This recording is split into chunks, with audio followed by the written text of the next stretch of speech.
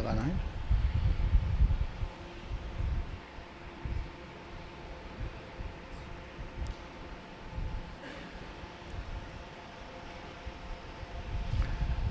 بسم اللہ الرحمن الرحیم الحمد للہ رب العالمین والصلاة والسلام علی اشرف الانبیاء وسادۃ الاتقیاء وسید المرسلین خاتم النبیین محمد وعلی آلہ واہل بیتہ وصحبہ اجمعین۔ اما بعد فقد قال اللہ تبارک و تعالی من المؤمنین رجال صدقوا ما عاهدوا اللہ علیہ فمنهم من قضى نحبه ومنهم من ينتظر وما بدلوا تبدیلا۔ وقال تعالی زين للناس حب الشهوات من النساء والبنين والقناطير المقنطرة من الذهب والفضة والخيل المسومة والأنعام والحرث ذلك متاع الحياة الدنيا والله عنده حسن المآب۔ وقال تعالى قل إن كان آباؤكم وأبناؤكم وإخوانكم وأزواجكم وعشيرتكم وأموال اقترفتموها وتجارة تخشون كسادها ومساكن ترضونها أحب إليكم من الله ورسوله وجهاد في سبيله فتربصوا حتى يأتي الله بأمره۔ صدق اللہ العظیم۔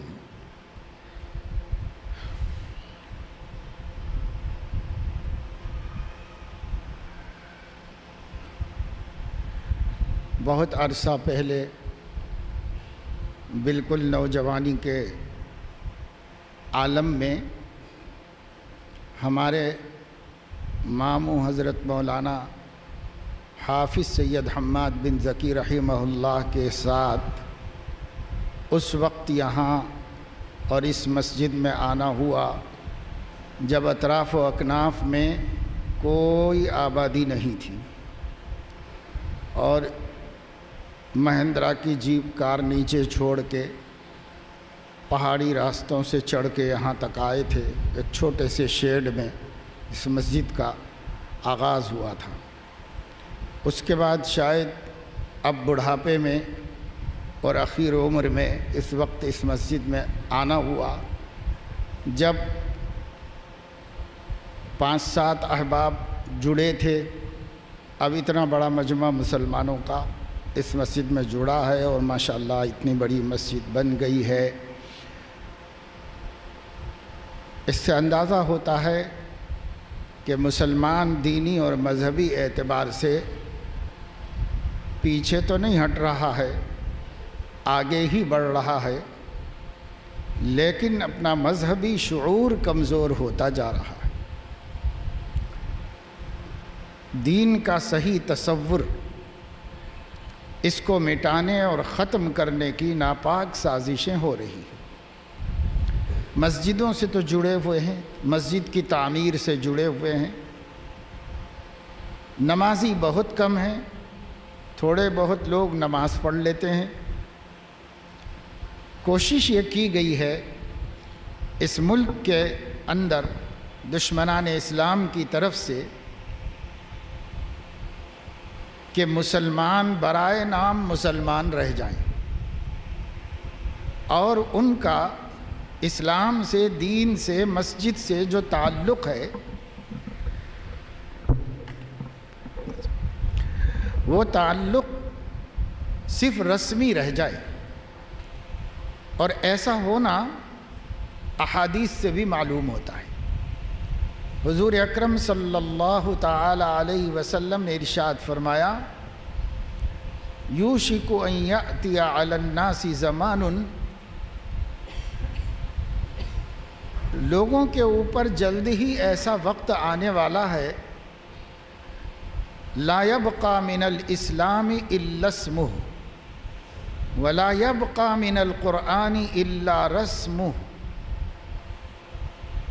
اسلام کا نام رہ جائے گا اور اسلام کی حقیقت مفقود اور مخفی ہو جائے گی،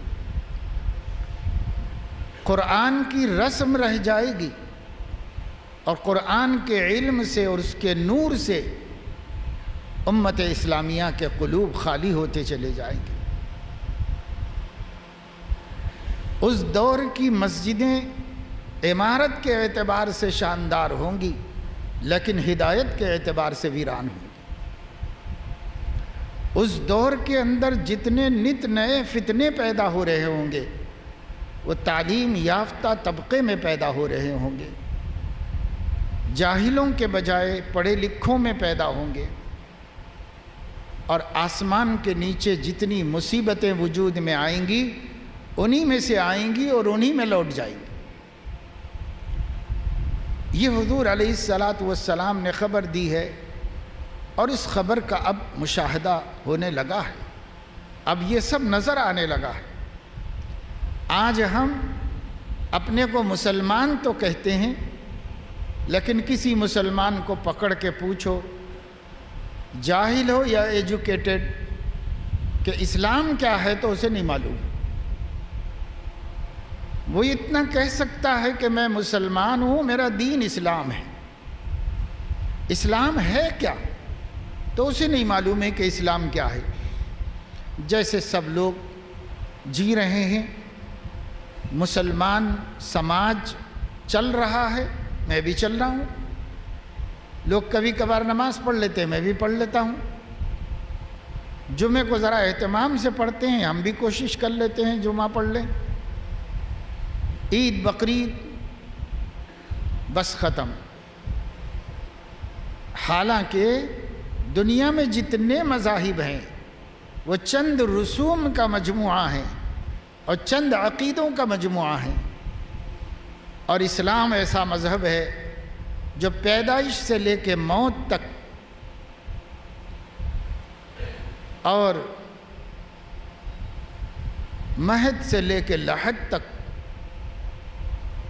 صبح سے لے کے شام تک، سر سے لے کے پیر تک ہر جگہ دخل دیتا ہے اور آپ کو مسلم رہنے کی دعوت دیتا ہے کہ آپ مسلمان رہو، کھانے میں، پینے میں، پہننے میں، کمانے میں، خرچ کرنے میں، غمی میں، خوشی میں، شادی بیاہ میں، اولاد کی تربیت میں، دین پر چلنے میں، عبادت میں، معاملات میں، معاشرت میں، لین دین میں، اخلاق میں۔ کون سی جگہ ہے جہاں اسلام آپ سے کچھ مطالبہ نہ کرتا ہو؟ ہر جگہ اسلام کا مطالبہ ہے کہ آپ مسلمان بنو۔ کھا رہے ہو کھاؤ، مسلمان بن کے کھاؤ۔ پہن رہے ہو پہنو، مسلمان بن کے پہنو۔ پڑھ رہے ہو ضرور پڑھو مگر مسلمان بن کے پڑھو۔ کوئی ہنر سیکھ رہے ہو مسلمان بن کے سیکھو۔ کاشتکاری کر رہے ہو مسلمان بن کے کرو۔ باغبانی کر رہے ہو مسلمان بن کے کرو۔ نوکری ملازمت کر رہے ہو تو مسلمان ہونے کو فراموش مت کرو۔ کھیل رہے ہو تو کھیلو مگر مسلمان بن کے کھیلو۔ جو کرنا ہے وہ کرو اگر وہ اسلام میں جائز ہے، اور سب کچھ ہی اسلام میں جائز ہے، تھوڑا وہ سب مسلمان ہیں۔ ایک شخص یہودی بن کے کھا رہا ہے، سکھ بن کے، جین بن کر، بدھسٹ بن کے کھا رہے ہیں سب اپنے اپنے طریقوں سے، لیکن تم نے کلمہ پڑھا ہے تو تم کو مسلم بن کر کھانا ہے، یعنی سیدنا محمد الرسول اللہ صلی اللہ علیہ وسلم کے اسوہ حسنہ کے مطابق زندگی گزارنا ہے۔ تو میرے دوستو، عزیزوں اور عزیز نوجوانوں، بچوں، یہ بات آج دل میں بٹھا لو کہ اگر ہم نے کلمہ پڑھا ہے تو ہماری ہر حرکت و سکون ہمارے نبی کی ہدایت کے مطابق ہوگی۔ اور اس کے خلاف کرنے کا ہمیں کوئی حق حاصل نہیں، کوئی ادھیکار نہیں ہے آپ کو کہ آپ نبی کے خلاف یہ کام کر لیں، وہ کام کر لیں۔ اس میں کیا حرج ہے؟ یہ تو ذاتی معاملہ ہے۔ جس قوم کو پیشاب پاخانے کے لیے جانا بھی نبی کے طریقے پر سکھایا گیا ہے، جس قوم کو شادی ہونے کے بعد اپنی بیوی سے ملنے کے لیے بھی نبی کی سنت کی پیروی کرنی پڑے گی، وہ قوم پوری زندگی جیسے چاہے گزار سکتی ہے، جو چاہے کما سکتی ہے، جو چاہے کھا سکتی ہے، جو چاہے کر سکتی ہے۔ اس قوم کے لیے کوئی گنجائش نہیں کہ نبی کو چھوڑ کر کسی اور کو نمونہ بنائے، کسی اور کو اسوہ بنائے۔ اس لیے میرے دوستو، عزیز نوجوانوں، اپنی زندگی کو اسلام کے سانچے میں ڈھالنا ہے۔ ہم مسلمان ہیں کہنا کافی نہیں۔ ہمارا اسلام اللہ کو قبول ہو، اللہ اس کو پسند کر لے کہ نا یہ بندہ جو ہے وہ میرا بندہ ہے، اس نے میرے نبی کو نہیں چھوڑا، یہ میرے ہی نبی کے طریقے پہ زندگی گزارا، اور جو کچھ کبھی بیشی ہوئی تو شرمندہ رہا، توبہ کیا، معافی مانگ لیا، لیکن چاہتا تو یہی تھا کہ وہ اپنے نبی کے اسوہ حسنہ پہ چلے، خواہش یہی تھی۔ ہاں کمی ہو سکتی ہے، ماحول کی وجہ سے کچھ ادھر ادھر ہو جا سکتا ہے، لیکن وہ چاہتا نہیں ایسا کرنا، وہ چاہتا ہے سنت ہی پہ چلنا، وہ چاہتا ہے نبی ہی کے طریقوں پر مر مٹنا۔ تو اللہ ایسے بندے کو قیامت میں قبول فرما لیں گے۔ جیسے کہا گیا ہے، توحید تو یہ ہے کہ خدا خود حشر میں کہہ دے کہ بندہ دو عالم سے خفا میرے لیے ہے، سب کو چھوڑا اس نے مگر مجھے نہیں چھوڑا، اور میرے نبی کو نہیں چھوڑا۔ پوری دنیا چھٹتی ہے تو چھوڑ دیا ہے، لیکن میرے نبی کا بے وفا نہیں بن سکا، اس لیے یہ موحد بندہ ہے۔ اس کی نظر میں ایک ہی ہستی تھی، وہ ایک ہی ہستی کے لیے جیا، اسی کے لیے مرا ہے۔ تو اللہ خود فرما دے کہ بندہ دو عالم سے خفا میرے لیے ہے، ہر ایک کو ناراض کر چکا ہے، ہر ایک کو روٹھا دیا ہے، میں ناخوش نہ ہو جاؤں اسی غم میں۔ یہ ہے مومن کی شان، اس کو کہتے موحد، اس کو کہتے مسلم۔ تو اگر ہم اس حساب سے اپنے آپ کو دیکھیں تو ابھی تو ہمارا بہت سفر باقی ہے، ابھی تو ہم کو بہت کچھ اسلام سیکھنا ہے، اور بہت کچھ اسلام کے قریب آنے کی فکر کرنا ہے، بہت دور ہیں اسلام سے۔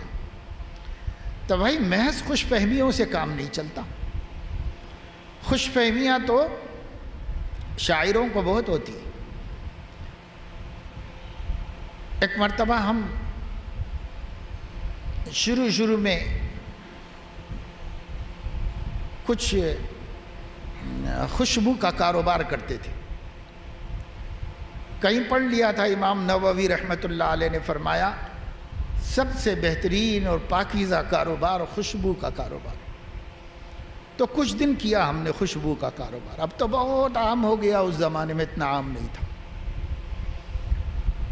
تو حیدرآباد میں چار مینار کے پاس پتھر گٹی کی دکانوں میں دو چار ہول سیلرز تھے، بڑے کاروبار کرنے والے خوشبو کے، عطریات کے، پرفیوم کے، اور وہ مارواڑی تھے۔ ان سے لے کر لوگ چھوٹے موٹے دھندے کر لیا کرتے تھے۔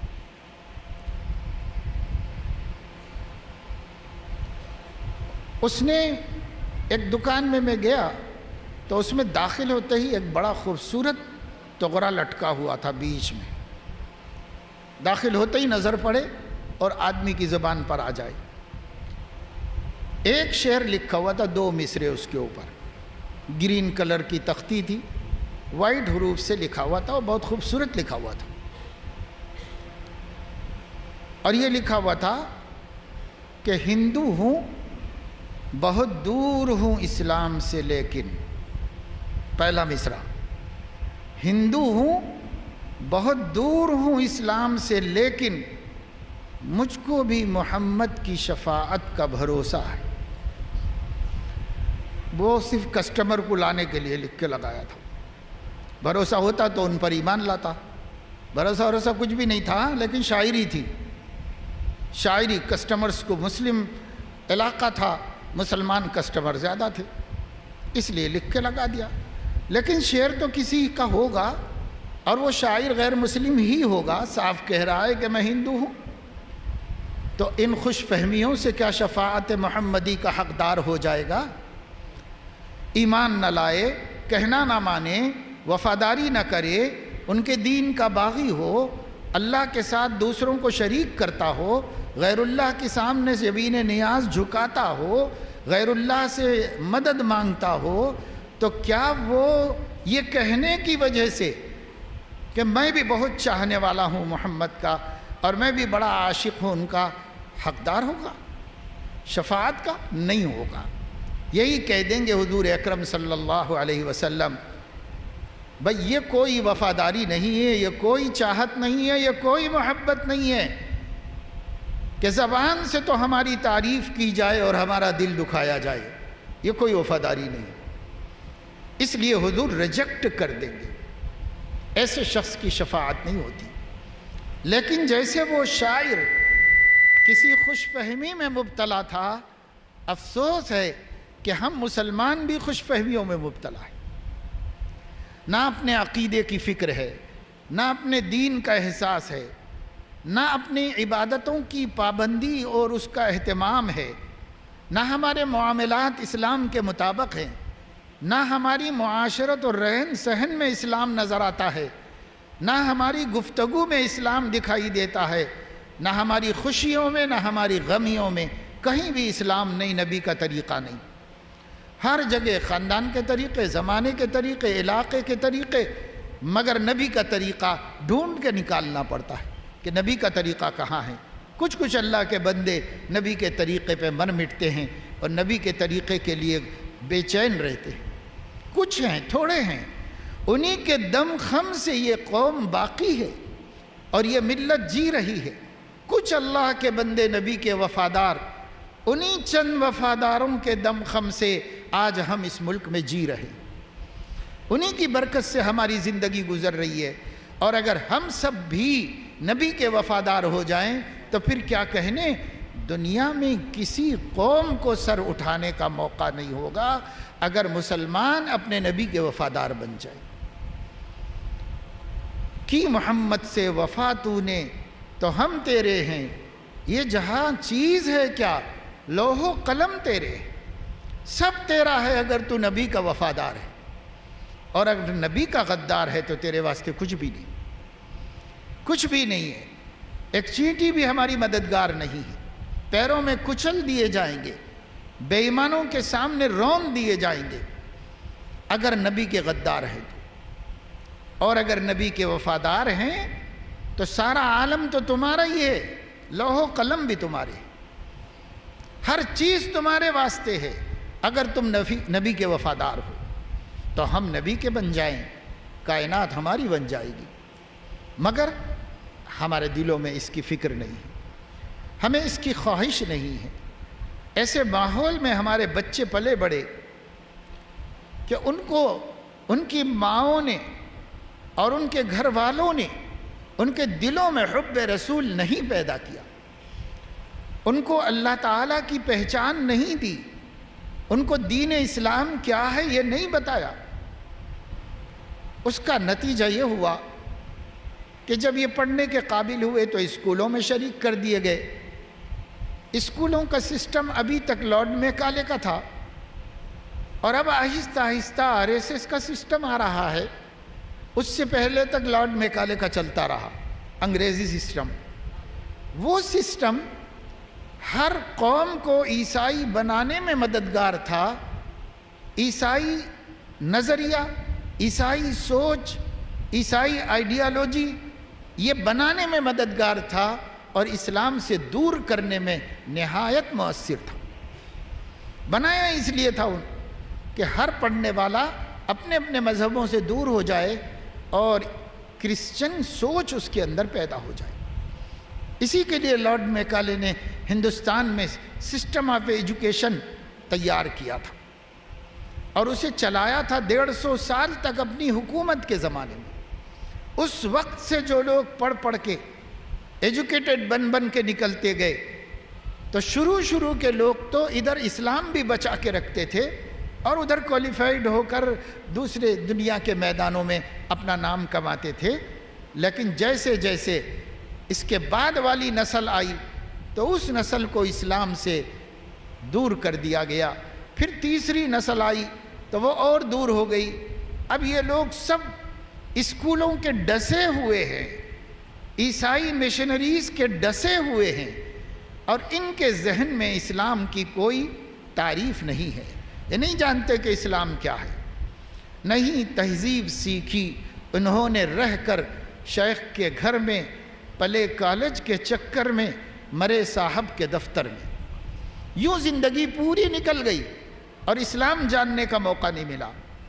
جب اسلام کو نہیں جانتے ہیں تو پہلے تو ڈر تھا صرف عیسائیوں سے کہ وہی ہمارے پیچھے پڑے ہوئے تھے ہاتھ دھو کے، مختلف طریقوں سے مسلمانوں کو بگاڑنے، ان کے عقیدوں کو خراب کرنے، ان کے دلوں سے توحید کی روشنی نکال لینے اور ان کے قلوب سے حب محمدی ختم کر دینے کی مختلف سازشیں انہوں نے کی ہیں۔ 200 برس سے ہم جوجھ رہے ہیں، ہماری نسل جوجھ رہی ہے، برداشت کر رہی ہے اس سسٹم کے برے اثرات کو۔ ٹھیک ہے، اس کے ذریعے سے نوکریاں مل گئیں، اس کے ذریعے سے پیسے کما لیے، ریال کما لیے، درہم کما لیے، دینار کما لیے، اس کے ذریعے سے ہم ڈالر کما لیے، پاؤنڈ کما لیے، کمائے ہوں گے دنیا، لیکن دین سے ہاتھ دھوتے بھی چلے گئے، عقیدت سے ہاتھ دھوتے چلے گئے۔ نہیں معلوم ہم کو ہمارا عقیدہ کیا ہے۔ آج اتنے لوگ ماشاءاللہ بیٹھے ہوئے ہیں، قابل قدر ہیں، ہم آپ کا احترام کرتے ہیں، اللہ کا نام آپ کو یہاں لایا ہے، دین اسلام کی محبت آپ کو یہاں لائی ہے، اپنے عقیدے کی حفاظت کرنے کی فکر اتنے مسلمانوں کو اس بستی کے یہاں پر جوڑا ہے، ہم آپ کی قدر کرتے ہیں۔ لیکن اگر اس مجمع میں ایک آدمی کو کھڑا کیا جائے، کیا نوجوان کیا بوڑھا، اور اس کو کھڑا کر کے یہ پوچھا جائے کہ اللہ کے بارے میں اہل سنت کا عقیدہ کیا ہے، نبی کے بارے میں اہل السنت والجماعت کا عقیدہ کیا ہے، فرشتوں کے بارے میں کیا ہے، کتابوں کے بارے میں کیا ہے، رسولوں کے بارے میں کیا ہے، آخرت کے بارے میں کیا ہے، تقدیر کے بارے میں کیا ہے، بہت کم لوگوں کو معلوم ہوگا، اکثر تو صرف منہ دیکھتے کھڑے ہو جائیں گے، جواب میں کچھ نہیں بول سکے۔ اور یہ تفصیل تو بہت دور کی بات ہے، میں کیا آپ کو بتاؤں، اپنی زندگی پورے ملک کے ریاستوں میں گھومتے پھرتے، شہروں سے لے کے دیہاتوں تک اتنی گزر گئی ہے، جو تجربہ ہے اس کی روشنی میں بتا رہا ہوں۔ کبھی کسی زمانے میں ایمان مفصل اور ایمان مجمل یاد ہوتا تھا، اب تو اچھی خاصی عمر والوں کو بھی یاد نہیں۔ 30 سال کا، 35 سال کا، 40 سال کا مسلمان، ایجوکیٹڈ مسلمان، اس کو کھڑا کیا جائے اور اس سے پوچھا جائے ایمان مجمل سنائیے، تو اسے نہیں معلوم یہ کیا ہوتا ہے بھائی، ایمان مجمل کیا ہوتا ہے۔ اس سے پوچھا جائے ایمان مفصل سنائیے، تو یہ کیا ہوتا ہے، اس کو کیا معلوم کہ ایمان مجمل کیا ہے، ایمان مفصل کیا ہے۔ گھر میں اماں نہیں سکھائی، اور پرائمری میں ٹیچر نہیں سکھائی، ہائی اسکول میں وہاں کا ٹیچر نہیں سکھایا، کالج میں گئے تو لیکچرر نہیں بتایا، یونیورسٹی میں گئے تو پروفیسر نہیں بتایا، کمپنی میں گئے تو کمپنی والوں نے نہیں بتایا۔ ایمان مجمل کیا ہے، ایمان مفصل کیا ہے؟ ورنہ ہم نے اپنے بچپن میں دیکھا، کوئی بچہ ہوگا، کوئی بچی ہوگی، پوچھ لو اس سے ایمان مجمل کیا ہے، آمنت باللہ کما ہوا باسمائہ وصفاتہ وقبلت جمیع احکامہ۔ 3 جملے، 3 سنٹنس پر مشتمل یہ ایمان مجمل ہے۔ آمنت باللہ، میں اللہ پر ایمان لایا، کما ہوا باسمائہ وصفاتہ، وہ اپنے اسماء و صفات کے اعتبار سے جیسا بھی ہے، مجھے معلوم تو نہیں مگر جیسا بھی ہے، اس پر میں ایمان لے آیا۔ وَقَبِلْتُ جَمِيعَ أَحْكَامِهِ، اور اس نے میرے لیے کیا احکام دین بھیجے ہیں میں جانتا تو نہیں، قبول کر لیا ہوں سب۔ کیونکہ ابھی بچہ کیا جانتا ہے؟ اب بچہ نہ اللہ کے اسما جانتا ہے نہ صفات جانتا ہے، مگر ایمان لا رہا ہے۔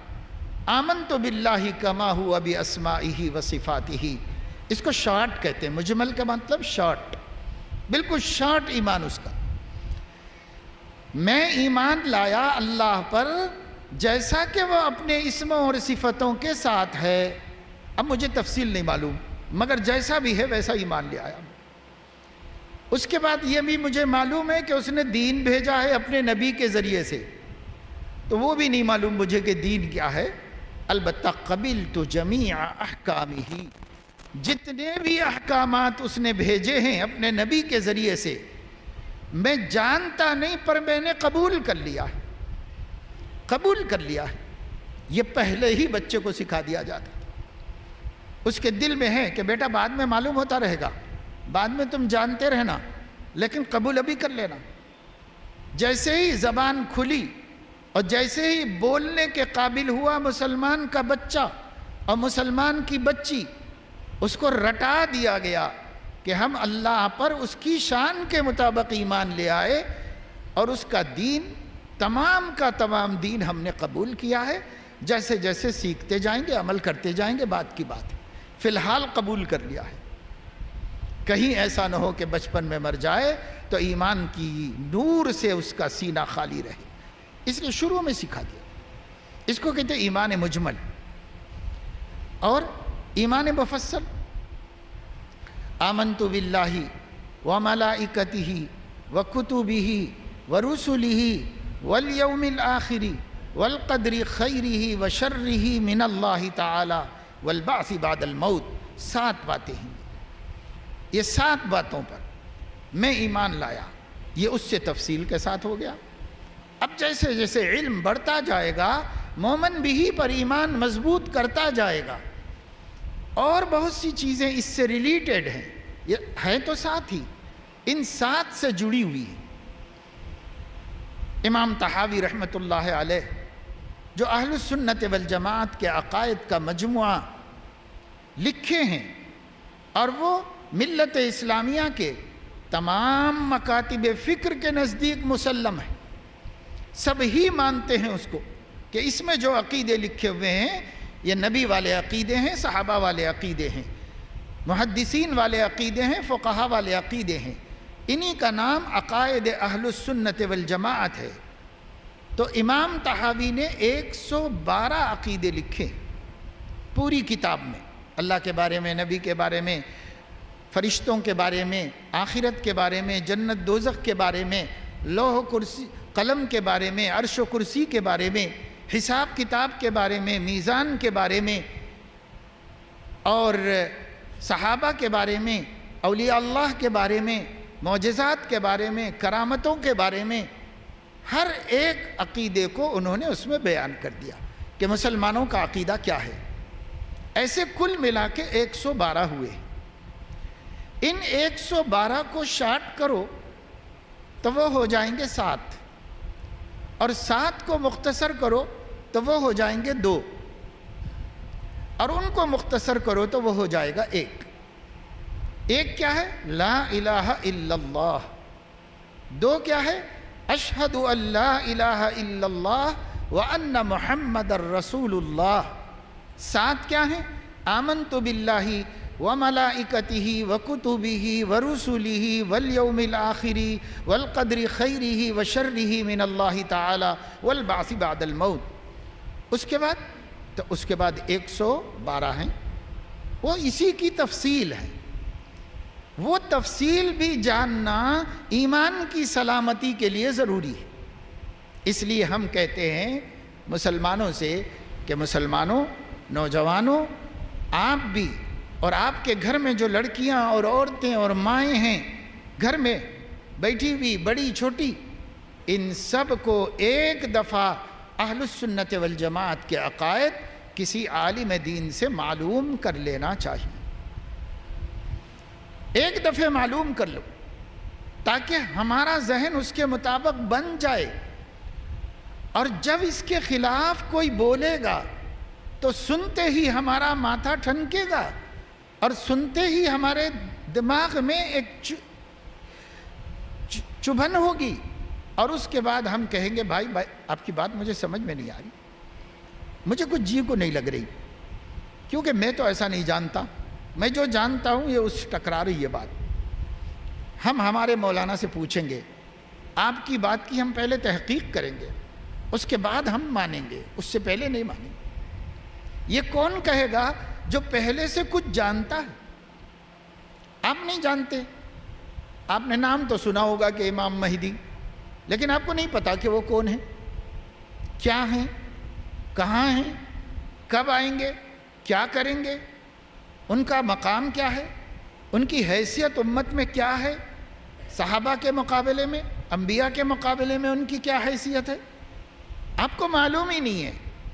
جب نہیں معلوم ہے تو جو شخص پہلے بتائے گا اس کا بتانا آپ کے دل میں نقش اول فرض پرنٹ ہوگا، اور فرض پرنٹ بہت مضبوط ہو جاتا ہے، یہ نقش اول بن جائے گا۔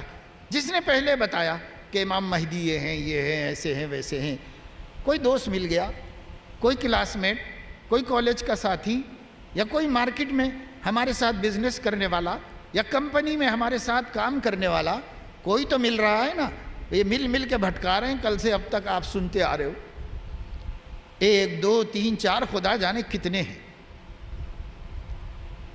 میں تمل ناڈو گیا تو وہاں کے ایک بہت ہی ایجوکیٹڈ سٹی، تعلیم یافتہ لوگوں کا شہر ویلور، یہاں علماء کے ساتھ مسجد میں نشست تھی، وہاں ایک عالم نے بتایا کہ ہمارے علاقے میں 24 ارتدادی فتنوں کا مقابلہ کر رہے ہیں، 24 ارتدادی فتنوں کا مقابلہ کر رہے ہیں۔ اب کیا کیا ہیں، تو ایسی ایسی باتیں سنائی ان لوگوں نے، ہم نے سوچا یا اللہ یہ تو کوئی عام مسلمان بھی نہیں مان سکتا، یہ کون لوگ مان رہے ہیں؟ تو کہا لوگ ہیں مان رہے ہیں، اور بتایا اسی شہر ویلور میں 2-4 مسلم نوجوان اچھے مالدار گھرانے کے رشاد خلیفہ سے متاثر ہوئے، اور اس وقت ان کی تعداد 100 سے بڑھ گئی ہے، یعنی 10 سال پہلے کی بات بتا رہا ہوں میں آپ، ان کی تعداد 100 سے بڑھ گئی ہے۔ میں نے کہا یہ لوگ کہتے کیا ہیں؟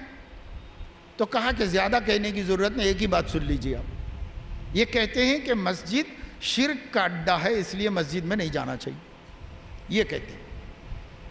اب دیکھو کوئی بچہ مانے گا، کوئی بھی شخص مانے گا، ہر شخص کو معلوم ہے، ہر ہندو کو معلوم ہے کہ مسجد توحید کا مرکز ہے،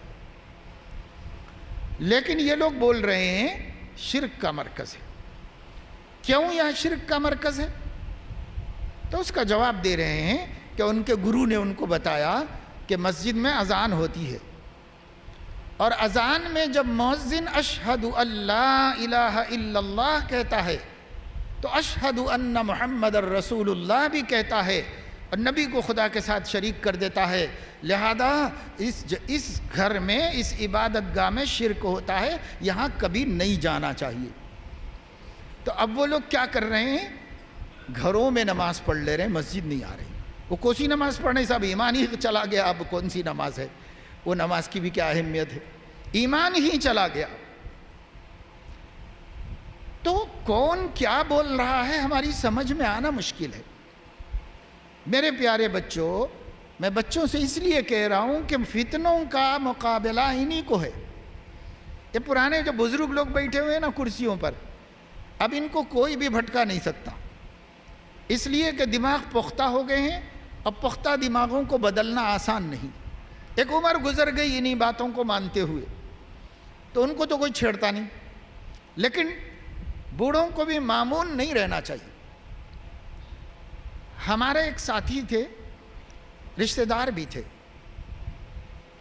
اور بہت ذہین ماشاءاللہ، ہمارے ساتھ حفظ کیا دونوں بھائیوں نے، پھر وہ عالم دین بنے، اس وقت دونوں حیات ہیں، امریکہ میں رہتے ہیں، اور وہاں پر دین ہی کا کام کر رہے ہیں، صحیح العقیدہ ہیں، مضبوط مسلمان ہیں، لیکن ان کے والد ریٹائرمنٹ تک تو صحیح عقیدہ رکھتے تھے، ریٹائرڈ ہو جانے کے بعد مسجد میں پابندی سے نماز کو جاتے تھے تو ایک ساتھی مل گیا، ایک اور بوڑھا ان کا ساتھی ہو گیا۔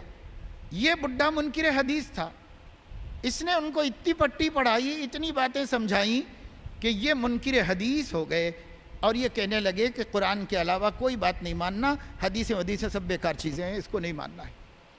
ایسا کہنے پر آ گیا، منکر حدیث ہو گئے۔ ریٹائرمنٹ کے بعد 70 برس کے قریب عمر ہونے کے بعد بھٹک گئے۔ تو دیکھو بے خطر تو کوئی بھی نہ رہے، سب کو ڈرتے رہنا چاہیے کہ کب ہمارا ایمان غارت ہو سکتا ہے، کیونکہ حدیث پاک میں آتا ہے، حضور اکرم صلی اللہ علیہ وسلم نے فرمایا، ایک آدمی نیک کام کرتا رہتا ہے، ایمان لا کر جنت کی طرف سفر کر رہا ہے، اس کے اور جنت کے بیچ میں ایک بالش کی جگہ رہ گئی، پھر تقدیر غالب آ گئی اور اس نے کفر کیا اور جہنم میں چلا گیا۔ اور ایک آدمی کافر تھا، کفر کے کام کرتا رہا، جہنم کی طرف سفر کرتا رہا، اور اس کے اور جہنم کے بیچ میں ایک بالش کی جگہ رہ گئی تھی، بس اتنا ہی سفر باقی تھا کہ اس کی تقدیر غالب آ گئی اور وہ ایمان لا کر کلمہ پڑھ کر نیک بن کے جنت میں چلا گیا سیدھا۔ تو کسی کو غرور کا حق نہیں ہے، کوئی ناز نہیں کر سکتا، سب کو فتنوں سے ڈرتے رہنا چاہیے۔ تو بوڑھوں کو بھی خطرہ ہے مگر زیادہ نہیں ہے، پر ہمارے نوجوان بچوں کو بہت خطرہ ہے، کیونکہ کچھ جانتے بھی نہیں۔ پرانے لوگ جو ہیں وہ کچھ ماں باپ سے تو سنے ہوئے ہیں، کچھ تو جانتے ہیں، ہم لوگ تو ہمارے ماں باپ سے بھی کچھ سنے ہوئے نہیں، اکثر بچے ہمارے۔ اس لیے یہ خطروں کا دور ہے، اور ان خطروں کے دور میں آپ کو پہل کر کے اپنا عقیدہ سیکھنا ہے، اپنا عقیدہ جان لو، اپنے عقیدوں کو معلومات کر لو، ورنہ یہ جتنے فرقے گمراہ مرتد ہم کو بھٹکانے کے لیے ہمارے درمیان گھل مل گئے ہیں، ہمیں نہیں معلوم کہ ہمارے دوستوں میں کون ہمارا ایمان کا چور ہے، ہمیں نہیں معلوم کہ ہمارے ساتھ ہنستے بولتے کھاتے پیتے کھیلتے کودتے لوگوں میں سے کون ہمارے ایمان پر ڈاکہ ڈالنے والا ہے، کون ہم کو ہمارے نبی کے رستے سے ہٹا دینے والا ہے، ہمیں نہیں معلوم۔ ہم ایسے دور میں جی رہے، داہنے بائیں ہمیں نہیں معلوم، رشتہ داروں میں کون ہے غارت گرے ایمان ہمیں نہیں معلوم، کیونکہ پتہ نہیں کس کے دماغ میں کیا پک رہا ہے، کون انٹرنیٹ سے کیا کیا سن رہا ہے سیکھ رہا ہے، اور اس کی وجہ سے اس کے خیالات بدل گئے ہیں، ہمیں نہیں معلوم۔ اس لیے پھونک پھونک کے قدم رکھنا ہے اور ڈر ڈر کے زندگی گزارنا ہے، روزانہ اہتمام سے اللہ سے ہدایت کی دعا مانگتے رہنا ہے۔ اللہ کا ہمارے اوپر احسان ہے کہ اللہ نے ہمیں 5 وقت دن میں نماز پڑھنے کا حکم دیا ہے، اور ان 5 وقت کی نمازوں کی ہر رکعت میں سورہ فاتحہ پڑھنے کا حکم دیا ہے، اور اس سورہ فاتحہ میں ہمیں اللہ سے ہدایت مانگنا سکھایا گیا ہے، اور گمراہی سے بچنے کی دعا کی تلقین کی گئی ہے۔ اہدنا الصراط المستقیم، اے ہمارے پروردگار ہم کو سیدھے رستہ دکھائیے، صراط الذین انعمت علیہم، ان لوگوں کا راستہ دکھائیے جن پر آپ نے انعام فرمایا ہے۔ کن پر انعام فرمایا؟ اولئک الذین انعم اللہ علیہم من النبیین والصدیقین والشہداء والصالحین، یہی ہے اہدنا الصراط المستقیم صراط الذین انعمت علیہم من النبیین والصدیقین والشہداء والصالحین۔ یہ 5 طبقوں کے علاوہ کوئی بھی ہدایت یافتہ نہیں، یہ 4 طبقے یہ ہدایت یافتہ ہے، اس کے بعد گمراہ ہیں۔ غیر المغضوب علیہم ولا الضالین، اے اللہ ان کے رستے پہ مت چلائیے جن پر آپ کا غضب ہوا ہے، یعنی یہودی سازشوں سے بچائیے، اور ان کے رستے پر بھی مت چلائیے جو بھٹک گئے ہیں، یعنی عیسائی سازشیں۔ تو عیسائی بھٹکے ہوئے ہیں، یہود مغضوب علیہم ہیں، یعنی خدا کے غضب اور پھٹکار میں جیتے ہیں۔ دیکھو کیسی ملعون زندگی گزار رہے ہیں، ساری دنیا تھو تھو کر رہی ہے، پھر بھی خونخوار درندے بن کے جی رہے ہیں۔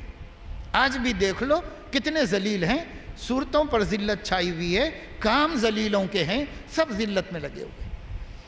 المغضوب علیہم ہے یہ لوگ جن پر خدا کا غضب ہے، باؤ بغضب علی غضب، غضب پر غضب اللہ کا اترتا ہے ان کے اوپر۔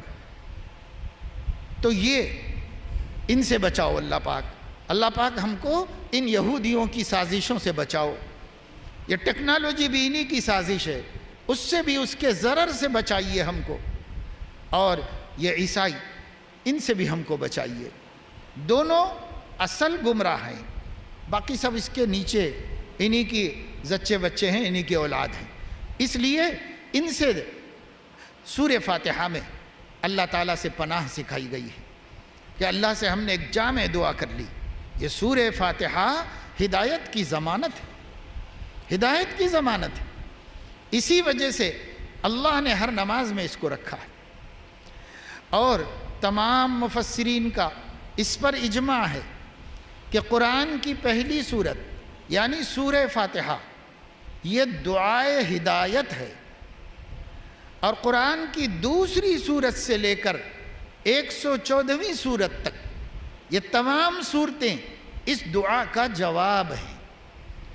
ہم نے کہا سیدھا رستہ دکھائیے، اللہ نے کہا لو سورہ بقرہ سے والناس تک یہ سیدھا رستہ ہے، اس سیدھے رستے کو سب پڑھو، سمجھو، اس پہ چلو، اس پہ جمو۔ نبی کے حقوق میں بتایا گیا وَاتَّبَعُوا النُّورَ الَّذِي أُنزِلَ مَعَهُ، 4 حق نبی کے ہمارے اوپر ہیں، 4 حق نبی کے: ایمان لانا، ان کی تعظیم کا حق ادا کرنا، محبت و تعظیم کا حق ادا کرنا، نمبر 3 ان کے دین کی نصرت کرنا، نمبر 4 ان کے لائے ہوئے دین پر چلنا۔ یہ 4 حق ہمیں دیے گئے۔ فالذین آمنوا بہ وعزروہ ونصروہ واتبعوا النور الذی انزل معہ، یہ 4 کام کرنے والے کے بارے میں کیا ضمانت اور گارنٹی ہے؟ اولئک ھم المفلحون، یہی لوگ دنیا اور آخرت میں کامیاب ہوں گے، ان کے علاوہ کوئی کامیاب نہیں ہوگا۔ یہ کامیاب ہوں گے کون؟ جو اپنے نبی کے 4 حق ادا کرے، ایمان لائے، عزت و تعظیم کا حق ادا کرے، ان کے دین کی نصرت کرے، اور جو دین وہ لے کے آئے ہیں اس پہ خود چلے، اس پر عمل کرے، اس کا اتباع کرے، تب فلاح و کامیابی کی ضمانت دی گئی ہے۔ کیا ہم کر رہے ہیں ایسا؟ ایسا ہم نہیں کر رہے۔ ہم ایمان لائے ہیں، یہ اللہ کا کرم ہے، ہم اپنے نبی پر پکا اور سچا ایمان رکھتے ہیں، بے شک ایمان ہمارا نبی پر ہے، اللہ اس کی حفاظت فرمائے۔ لیکن اس کے بعد ان کی تعظیم کا حق ادا کرنا، تو ہمیں معلوم نہیں ہے کہ ہمیں اپنے نبی کی محبت و تعظیم کا حق کیسے ادا کرنا چاہیے، یہ معلوم نہیں ہے، اس لیے ہم صحیح سے کر نہیں پاتے۔ دین کی نصرت کیسے کی جاتی ہے یہ بھی ہمیں نہیں معلوم ہے، اس لیے ہم ان کے دین کی نصرت بھی نہیں کر پا رہے ہیں صحیح سے، اور ان کے کتاب لائے ہوئے دین کی اتباع تو نہیں کر رہے، سب کو پتہ ہے۔ نہ حلال و حرام میں اتباع کر رہے ہیں، نہ جائز و ناجائز میں اتباع کر رہے ہیں، نہ اخلاق میں ان کا اتباع کر رہے ہیں، نہ معاملات اور لین دین میں نبی کا اتباع کر رہے ہیں۔ ہم کہاں کر رہے ہیں؟ ہم ان کا اتباع نہیں کر رہے ہیں۔ تو ایک تو الحمدللہ پکی بات ہے کہ ہم ان پر ایمان رکھتے ہیں، یہ بڑی پکی بات ہے، انشاءاللہ اس کا فائدہ ضرور ہوگا آخرت میں۔ لیکن اور 3 حق ہیں، اس کے لیے زندگی ہے، اس زندگی کو اگر ان 3 حقوق کے سیکھنے میں لگا دیں اور سیکھتے سیکھتے بھی مر جائیں تو انشاءاللہ کامیاب ہو جائیں گے، فلاح پا جائیں گے۔ لیکن اگر چھوڑ رکھیں گے اور غفلت کریں گے تو پھر بچنا مشکل ہوگا، ہمارا بہت سخت خطرے میں پھنس جائیں گے ہم۔ اس وجہ سے ان حقوق کو ادا کرنے کی فکر ہر مومن کو ہونا چاہیے۔ کیسے سیکھیں گے؟ تو ہمیں یہ دیکھنا ہے کہ ایمان وہی معتبر ہے جو صحابہ لائے ہیں، محبت وہی معتبر ہے جو صحابہ کے اندر تھی، دین کی نصرت وہی معتبر ہے جو صحابہ کرام نے کی ہے، اتباع وہی معتبر ہے جو صحابہ کرام نے کیا ہے، تو ایک ہمیں کسوٹی دے دی گئی، اس کسوٹی پر اپنے کو رکھ کے دیکھو، ویسا ایمان، ویسی محبت اور ویسی تعظیم اور ویسا اتباع ہم کر رہے ہیں کہ نہیں کر رہے ہیں۔ اس کو ہمیں دیکھنا چاہیے۔ یہ سب تب ہو سکے گا جب ہمارے یہ قوم کے نوجوان ٹائم نکالیں گے۔ تھوڑا ٹائم نکالو، روزانہ 10 منٹ کا ٹائم نکالو، کسی عالم سے کچھ سیکھ لو بس۔ ایسا کرنا مشکل ہے تو ہفتے میں 1 گھنٹے کا ٹائم نکالو، آدھے گھنٹے کا نکالو، چھٹی کے دن اتوار کو کسی وقت آدھا گھنٹہ نکالو اور کسی عالم کے ساتھ گزارو۔ یہ بھی مشکل ہے تو مہینے میں 1 اتوار فارغ کر دو کہ 1 اتوار میں ہم کسی عالم کے ساتھ بیٹھیں گے، عقیدے بھی جانیں گے، احکام بھی جانیں گے، دین بھی سیکھیں گے، نبی کے بارے میں سنیں گے۔ ایسے ہو۔ چند برس پہلے میں جیل میں تھا گجرات میں، مسلمان ملتے تھے، بہت سے تو ملنا بھی نہیں چاہتے تھے، کیونکہ ایسے غلط کاریوں میں پکڑ کے آئے تھے، تو اس وجہ سے کیا ملتے، بیچارے شرما کے ملتے بھی نہیں تھے۔ کوئی ملتا تھا لیکن بس سلام کلام دعا کی گزارش کے لیے ملتا تھا۔ لیکن ایک کٹر قسم کا ہندو تھا، نوجوان، وہ ایک مسلمان کے ساتھ، اپنے دوست کے ساتھ کسی معاملے میں جیل میں آیا ہوا تھا۔ اس کا دوست الگ رہتا، وہ بھی الگ رہتا تھا۔ روزانہ صبح اٹھتے ہی اپنے مذہبی پابندیاں پورے بجا لاتا تھا، پوجا کر لیتا تھا اور یہ کرتا تھا، نہا دھو کے اس کے بعد زمین کو پانی پلا کے اور یہ کر کے اور سورج کو ڈنڈوت کر کے سوریہ نمسکار وغیرہ سب بہت پابندی سے کرتا تھا۔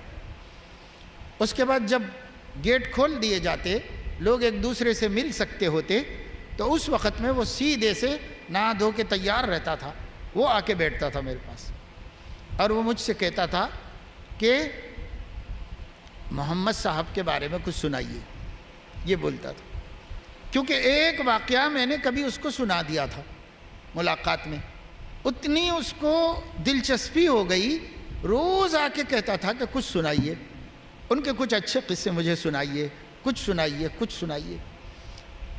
تو ہم سناتے تھے، جتنا موقع ملتا تھا سنتا تھا، بڑے احترام سے بیٹھ کر، بڑا توجہ دھیان دے کر۔ پھر ہم دعا کرتے تھے کہ اللہ پاک اس کے دل کو نرم کر دے اور اس کو نبی کی سچی محبت عطا فرما دے۔ بس پھر پتہ نہیں کیا ہوا، ہم رہا ہو گئے اور وہ ابھی اندر ہی تھا، تو پتہ نہیں پھر کیا ہوا، نہیں معلوم۔ لیکن میں آپ کو بتا رہا ہوں، آج ہمارے اندر سے یہ شوق نکل گیا۔ اب جو اس کا مسلم ساتھی تھا، جب اس نے اپنی کہانی سنائی تو میں نے کہا وہ تمہارا دوست کہاں ہے؟ تو بولے یہی ہے جیل میں۔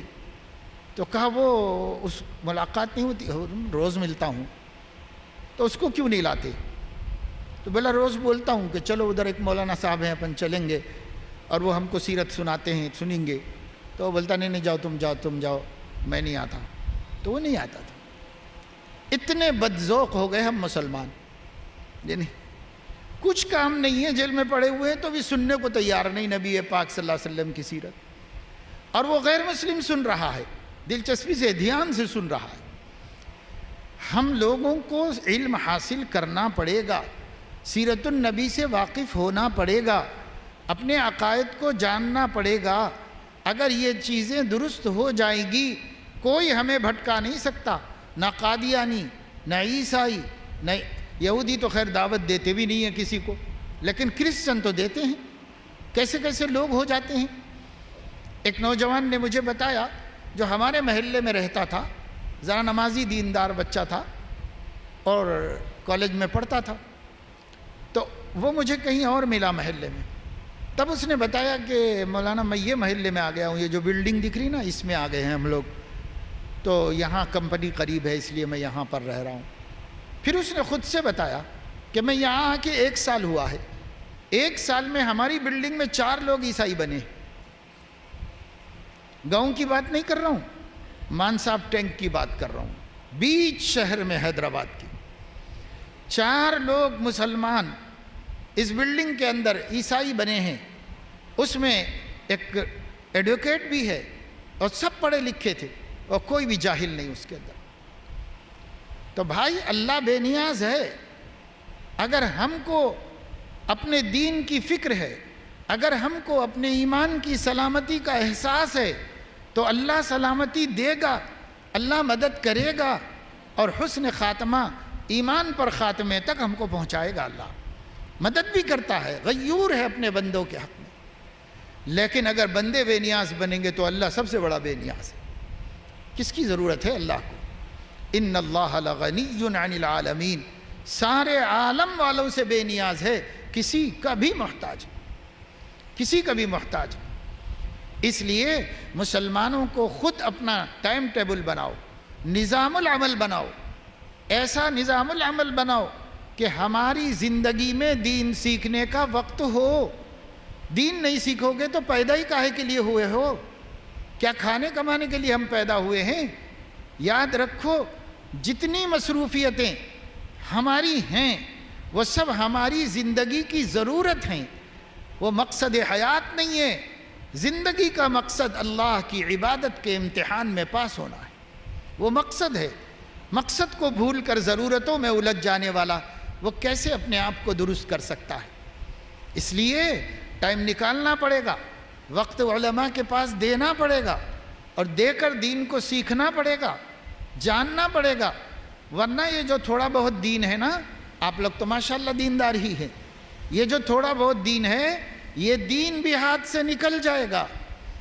آج ختم نبوت کی مجلس کو یہ پروگرام رکھنے کی ضرورت کیوں پڑ رہی ہے؟ اس واسطے کہ کتنے مسلمان ہیں، اب تو شمار کرنا بھی مشکل ہے، جو ختم نبوت کے خادموں کے سامنے ہیں، دفتر میں ریکارڈ ہے۔ ہزار مسلمان گزشتہ چند برسوں میں اسلام سے خارج ہو گئے ہیں، اسلام سے نکل گئے ہیں، ہزاروں مسلمان۔ اور وہ ایسے مسلمان ہیں ان میں جو نمازی بھی تھے، اور ایسے مسلمان بھی ہیں جن کو دینی کچھ معلومات بھی تھی، ایسے مسلمان بھی ہیں جو خیر خیرات کرتے ہیں، مسجدوں میں پیسہ لگایا ہے، اچھے کاموں میں پیسہ لگایا ہے، اور آج وہ مرتد ہو کر اسلام کے دشمنوں پر اپنی دولت خرچ کر رہے ہیں۔ کیسے کیسے لوگ ہیں، بمبئی میں، بنگلور میں، حیدرآباد میں اور بڑے بڑے شہروں میں کروڑوں کمانے والے مسلمان، جن کا پیسہ کل اسلام کی حمایت میں خرچ ہوتا تھا، آج اسلام کے مٹانے میں خرچ ہو رہا ہے۔ کل وہ مسجد میں نماز پڑھنے آتے تھے، آج مسجد کے امام صاحب کو گمراہ کہہ رہے ہیں، مسلمانوں کو گمراہ کہہ رہے ہیں، اور وہ خود گمراہ ہو گئے۔ ڈرنے کا مقام ہے، اللہ سے ڈرنے کا مقام ہے۔ اللہ غنی ہے، ہم غنی نہ بنیں۔ یا ایھا الناس اللہ الغنی وانتم الفقراء، اللہ بے نیاز ہیں، تم سب محتاج ہیں۔ محتاج بن کے جینا ہے، اللہ کے محتاج بن کے رہنا ہے۔ غرور کام نہیں آئے گا، فخر کام نہیں آئے گا، شان بگارنا کام نہیں آئے گا۔ اگر اللہ نے حفاظت کا ہاتھ اٹھا لیا تو جانے کس جہنم کے گڑھے میں جا کے گر جائیں گے، کوئی بچانے والا نہیں ہوگا۔ اللہ سے ڈرو، اللہ بے نیاز ہے۔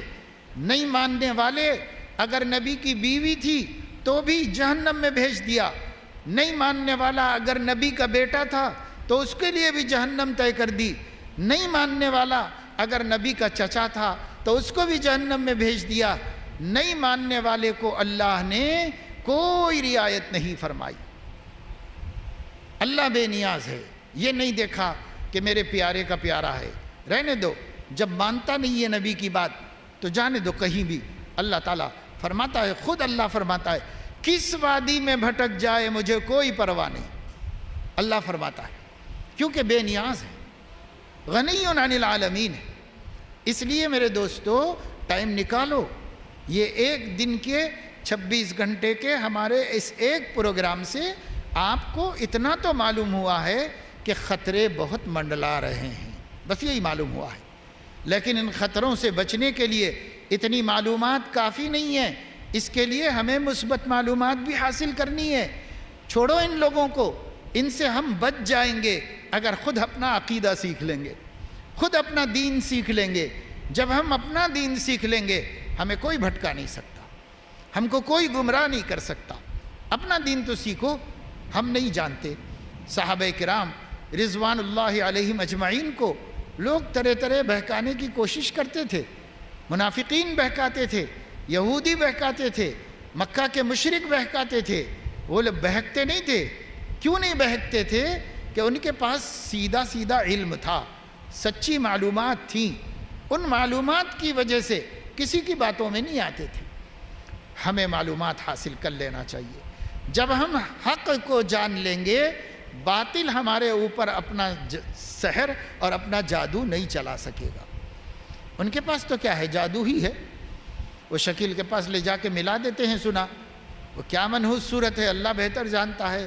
ایک دفعہ اس منحوس صورت کو دیکھنے کے بعد خود بھی منحوس ہو جاتا ہے، پھر کبھی اسلام کی طرف آنے کے لیے تیار نہیں، پھر کبھی سچے مذہب کو قبول کرنے کے لیے تیار نہیں، اتنا کٹر وادی ہو جا رہا ہے کہ اشارے کر کے بول رہے ہیں گلے کاٹ دو مگر ہم نہیں چھوڑیں گے ہمارے عیسیٰ مسیح کو، نعوذ باللہ۔ عیسیٰ مسیح تو آسمانوں پہ، انہوں نے جس کو سمجھا ہے اس کو نہیں چھوڑیں گے، گلا کاٹ دو ہم تیار ہیں، یہ کہہ رہے۔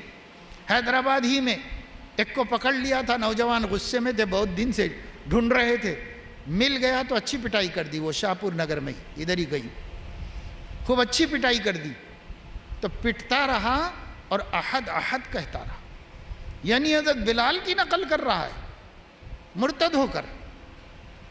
اور پھر اس کے بعد جب خوب جوتے کھا گیا تو وہ معافی تلافی کے لیے تیار ہو گیا، اور معافی تلافی کر دی اور ان لوگوں نے جو کہلوا دیا کہہ دیا۔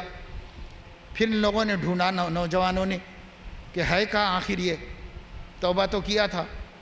تو صبح جب اس کو ڈھونڈتے ہوئے گئے تو اپنے لوگوں کے ساتھ بیٹھا ہوا ہے، اس کے لوگوں نے پھولوں کا ہار پہنا کر ان مجاہدوں اور قربانیوں پر اس کو مبارکبادی دے رہے ہیں، اس کا حوصلہ بڑھا رہے ہیں۔ یعنی ایسے کٹر ہو جا رہے ہیں، یا ہمارا حال یہ ہے کہ 1000 برس سے مسلمان گھروں میں ہوں گے، پیدا ہوتے ہوئے آ رہے ہیں، اب ہم مرتد ہو جا رہے ہیں۔ کسی کو گوہر شاہ لے کے جا رہا ہے، کسی کو شکیل لے کے جا رہا ہے، کسی کو مرزا لے کے جا رہا ہے، کسی کو کوئی۔ کیسے ہم اپنا دین چھوڑ رہے ہیں، کیسے ہم بھٹک پا رہے ہیں؟ کتنا تعجب ہے۔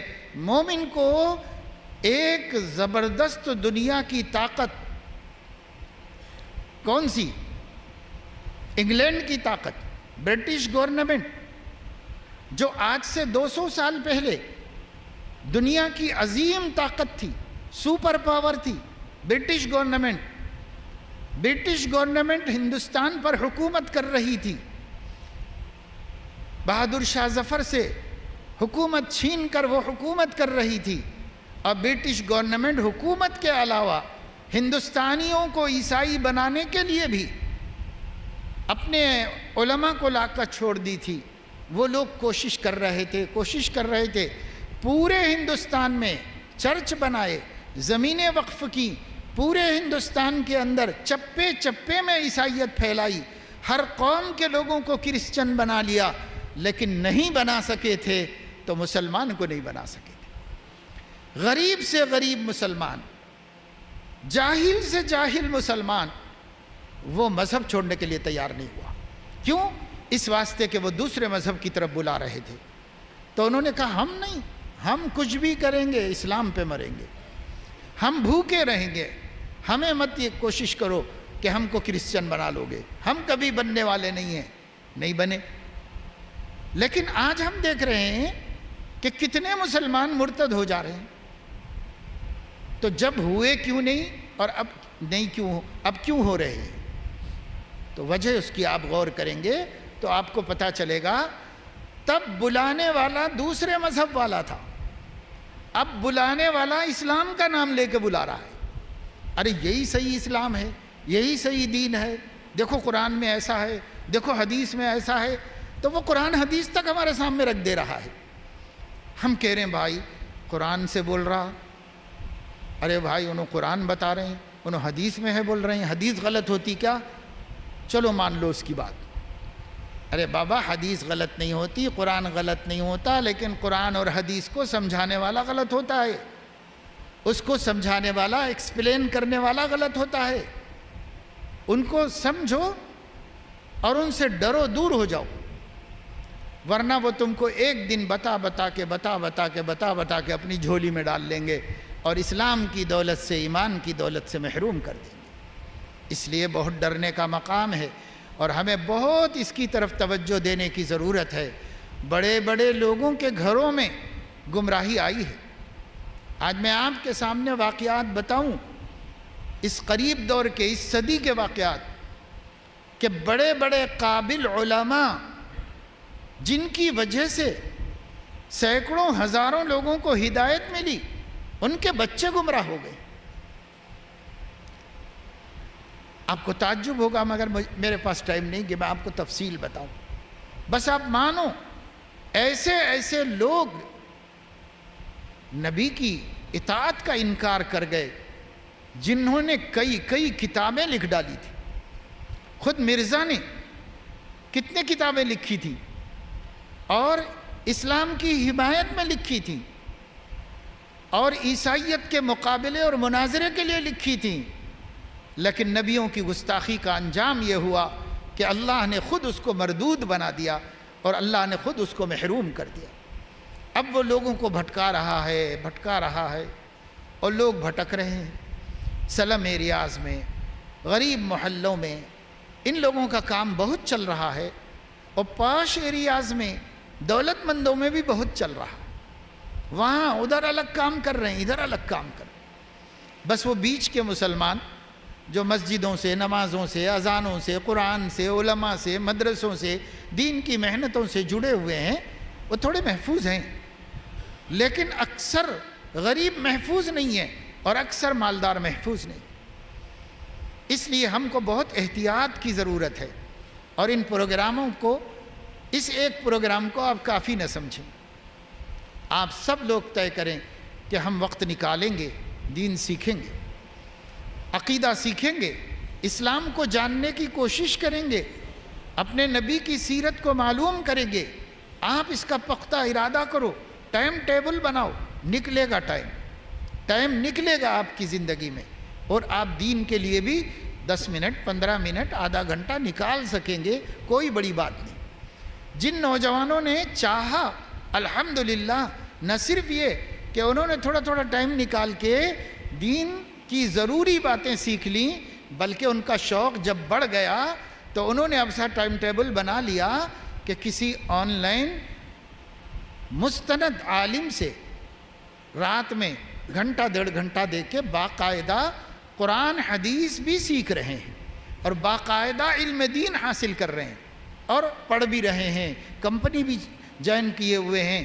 کام کرنا تو ہی اگر نہ چاہے تو باتیں ہزار ہیں۔ آپ ارادہ کرو تو ٹائم ہے آپ کے پاس، آپ ارادہ کرو تو آپ دین اتنا سیکھ لے سکتے ہو کہ نہ خود بھٹکیں اور نہ دوسروں کو بھٹکنے دیں۔ اس قابل ہم بن جا سکتے ہیں۔ مومن کی شان یہ ہے کہ نوراً یمشی بہ فی الناس، وہ ایک روشنی ہے، جہاں رہے گا دوسروں کو بھی ہدایت پر رکھے گا اور گمراہ ہونے نہیں دے گا۔ یہ ہماری شان تھی، لیکن ہم خود بھٹک رہے ہیں تو پھر کیسے ہم دوسروں کو ہدایت دیں گے؟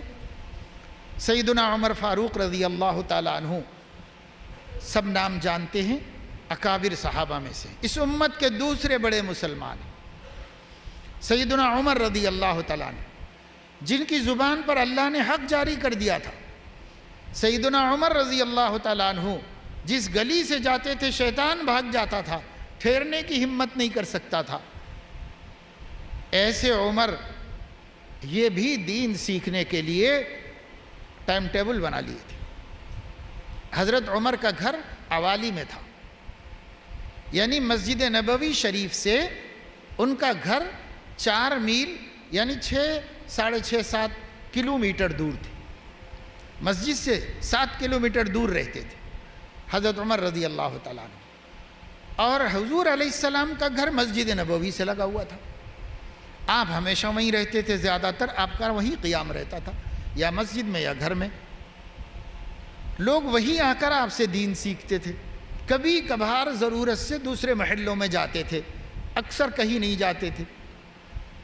حضرت عمر رضی اللہ تعالیٰ عنہ نے خود فرماتے ہیں، بخاری میں روایت ہے کہ حضرت عمر نے اپنے پڑوس کے ایک انصاری مسلمان سے کہا کہ دیکھو ہم لوگوں کو کھانا کمانا بھی ہے، گھر کی ضرورتیں ہیں، بیوی بچے ہیں، تم بھی مصروف رہتے ہو کام میں بھی مصروف رہتا ہوں، مگر ہم کو دین سیکھنا بھی ضروری ہے، اور دین نبی پر روزانہ نازل ہوتا جا رہا ہے، روزانہ آتا جا رہا ہے دین، اور آپ روز لوگوں کو بتاتے جا رہے ہیں، تو وہ سیکھنا بھی ضروری ہے، گھر گھرستی کرنا، اپنے مسائل کو حل کرنا بھی ضروری ہے۔ تو کیا کریں بھائی؟ ایک ترکیب کریں گے، وہ یہ کہ ہم دونوں جوڑی بنا لیں گے۔ پڑوسی سے جوڑی بنا لی اپنی، اور یہ طے کر لیا ایک دن تم مسجد نبوی میں رہا کرو صبح سے شام تک، اور جو جو نبی نے سکھایا وہ سیکھ کے آ کے شام میں مجھے بتا دینا، اس دن میں تمہارے گھر کی ضرورتوں کو دیکھ لیا کروں گا، اور اگلے دن میں چلے جاتا ہوں، اور تم گھر میں میرا بھی گھر دیکھ لینا، پھر میں جو کچھ صبح سے شام تک سیکھوں گا نبی سے وہ آ کے آپ کو سکھا دوں گا۔ تو اس کا فائدہ یہ ہوگا جو لوگ وہیں پڑے رہ کر روزانہ دین سیکھ رہے ہیں وہ بھی اتنا ہی سیکھ لیں گے جتنا ہم لوگ سیکھ لیں گے۔ ایک دن آڑ جائیں گے، ایک دن میری باری، ایک دن تمہاری باری۔ امام بخاری نے اس کا عنوان قائم کیا، علم سیکھنے کے لیے باری مقرر کرنا۔ باری مقرر کر لو، کیونکہ گھر گھرستی بھی ضروری تھا، نہیں کماتے تو گھر میں چولہا کیسے جلتا، نہیں کماتے تو بال بچے کیا کھاتے، اس لیے کمانا بھی ضروری تھا۔ مگر کیا یہ دنیا کی ضرورت پوری کرنے کی مصروفیت ان کے دین سیکھنے میں رکاوٹ بنی؟ رکاوٹ نہیں بنی، انہوں نے ایک ترتیب بنا لی، اس ترتیب پہ چلے۔ ایک مشہور صحابی ہیں، شاعر اسلام، حضرت عبداللہ ابن رواحہ رضی اللہ تعالیٰ عنہ، عاشق رسول تھے، شاعر اسلام تھے۔ عبداللہ ابن رواحہ کھیتی باڑی کرتے تھے۔ وہ فرماتے ہیں کہ میں سوچا کہ کھیتی باڑی کے وقت اگر ہم ادھر نہیں رہیں گے تو پھر یہ ہمارے سال بھر کی کمائی خراب ہو جائے گی، اور اگر ادھر نہیں رہیں گے مسجد نبوی میں تو پھر نبی جو دین سکھا رہے ہیں اس سے ہم محروم ہو جائیں گے۔ اب کیا کریں؟ تو ہمارے ذہن میں ایک بات آئی، میں 4 کھیت والوں کو لے کر ایک اپنی جوڑی بنا لیا، ہم نے ایک کمیٹی بنا لی 4 آدمی مل کر، اور چاروں نے یہ طے کیا کہ کھیتی باڑی چونکہ بڑا کام ہوتا ہے، پانی دینا، نگرانی کرنا، جانوروں سے حفاظت کرنا، تو اس لیے 4 کی بنائی انہوں نے۔ 4 میں سے ایک مسجد نبوی کو چلا جائے گا اور تینوں مل کر 4 کھیت دیکھیں گے، پھر بدل کے دوسرے دن دوسرا جائے گا اور یہ تینوں مل کر 4 کھیت دیکھیں گے۔ ایسے کر کے چاروں کے چاروں کی کھیتی کی حفاظت بھی کر لی اور پیداوار بھی عمدہ سے عمدہ کر لی، اور چاروں کے چاروں اتنا دین جانتے تھے جتنا دین حضور علیہ السلام نے بتایا تھا 4 دن میں، سب کو معلوم تھا، اس لیے کہ شام میں آ کے وہ تینوں کو بٹھا کے سنا دیتا تھا کہ آج اللہ کے نبی نے یہ سکھایا ہے، تو ان کو بھی علم حاصل ہو گیا۔ دیکھو بھائی، مشکل کے زمانے میں بھی لوگوں نے کیسے تدبیریں کی، ان کی دنیا کی ضرورتیں بے شک ضرورتیں تھیں، لیکن یہ ضرورتیں ان کے دین سیکھنے میں رکاوٹ نہیں بن سکیں۔ آج ہم اس ضرورتوں میں ایسے الجھ گئے ہیں کہ ہمارے لیے ہر چیز کا وقت ہے، دین سیکھنے کا ٹائم نہیں۔ خالی بیٹھیں گے، یاروں دوستوں کے ساتھ گپ پاشی کریں گے، پان کے ڈبوں پر، قہوہ خانوں میں، خدا جانے کہاں کہاں ہم ہیں، اللہ بچائے۔ اب وہ ایک شیشہ کر کے نکلا ہے، حقہ پارٹی، اس میں بھی ہم ہیں، اور اس کے ذریعے سے ہمیں نشے کا خوگر بنایا جا رہا ہے۔ مسلم نوجوان نشے کے عادی ہو رہے ہیں، مسلم لڑکیاں بھی جا کر حقہ پارلر میں بیٹھ کر نشے کی عادی ہو رہی ہے۔ پھر اس نشے کی لت پڑ جانے کے بعد ہر قسم کی گندگی خرید کے لا رہے ہیں، اس کے لیے پیسہ نہیں ہے تو گھر کا سامان بیچ رہے، چوریاں کر رہے ہیں، اور اس کے بعد نشہ کر رہے ہیں۔ کیا کیا یہ امت کر رہی ہے، جس امت کو پوری انسانیت کا ہادی اور رہنما بنایا گیا تھا، جو امت پوری امت کے لیے ایک نمونہ تھی، ایک مثال تھی، جو امت کنتم خیر امت اخرجت للناس تأمرون بالمعروف وتنہون عن المنکر، اس پر کھڑی کی گئی تھی. وہ امت کو آج سکھانا پڑ رہا ہے یہ بری بات ہے بھائی، یہ گندا کام ہے، نہیں کرنا چاہیے، یہ گندی چیز ہے، نہیں پینا چاہیے، اس کو سمجھانا پڑ رہا.